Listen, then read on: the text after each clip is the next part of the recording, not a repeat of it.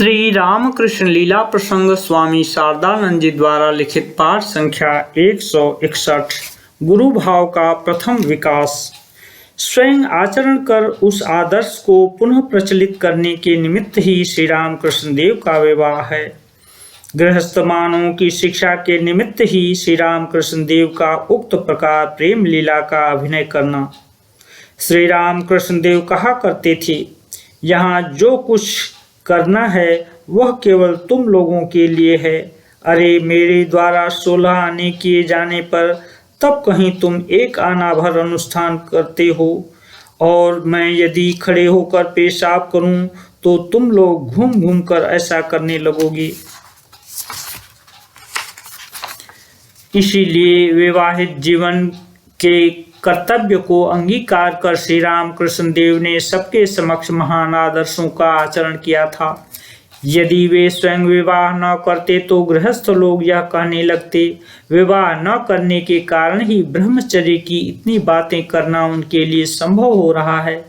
पत्नी को अपनाते हुए यदि वे उसके साथ एक जगह निवास करते तब हम देखते कि कैसे वे हमें इस प्रकार लंबे लंबे उपदेश दे पाते।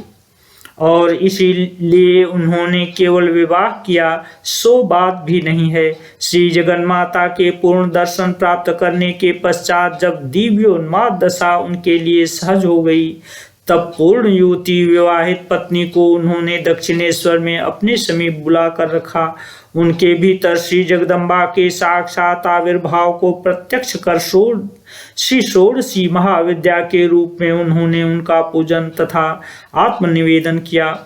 पत्नी के साथ 8 महीने तक निरंतर एक जगह उन्होंने निवास तथा उनके साथ एक ही शैया पर शयन तक किया एवं पत्नी की शिक्षा, उनके चित्त की शांति तथा आनंद वर्धन के निमित्त कभी कभी वे कामारपुकुर तथा अपनी ससुराल जयराम बाटी में जाकर 2-1 महीने वहां रहे भी।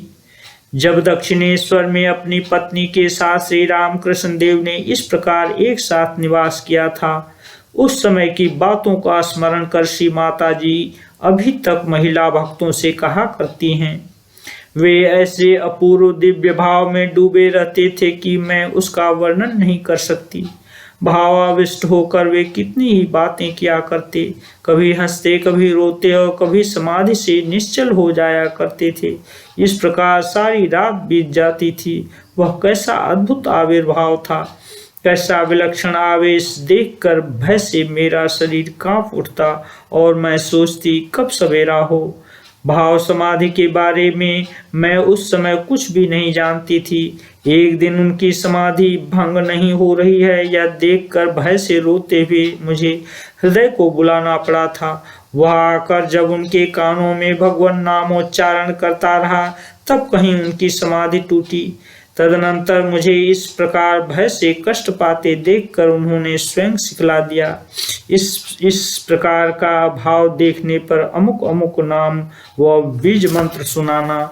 तब से मुझे पहले जैसा भय नहीं रहा तथा उनके कथनानुसार नाम व बीज मंत्र के सुनाने मात्र से वे सहज अवस्था में आ जाया करते। फिर बहुत दिन इस प्रकार व्यतीत होने पर भी इस आशंका से कि कब उन्हें किस भाव का भावावेश हो जाए मैं सारी रात जागती रहती। मुझे नींद बिल्कुल आती नहीं। एक दिन जब उन्हें इस बात का पता लगा तो उसी दिन से उन्होंने मुझे नौबत खाने में अलग सोने के लिए कहा।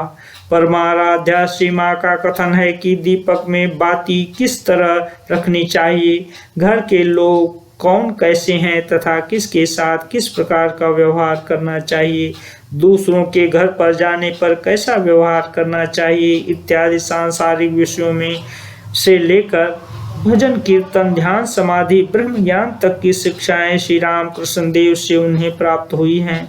हे गृहस्थ मानव, तुम ही बतलाओ कि तुम में से ऐसे कितने लोग हैं जो इस तरह अपनी पत्नी को शिक्षा प्रदान करते हैं।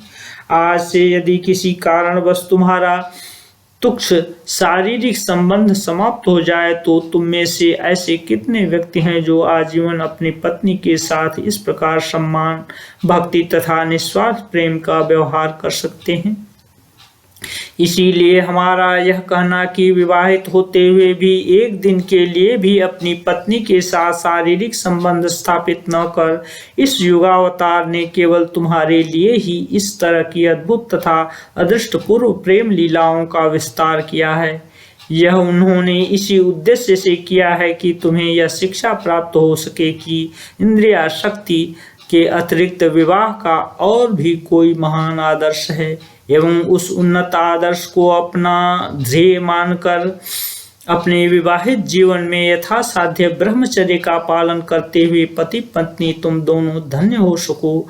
साथ ही महान मेधावी, महान तेजस्वी, गुणवान संतानों के माता पिता बनकर भारत के वर्तमान दुर्बल, श्री रहित तथा सामर्थ्यहीन समाज को धन्य बना सको।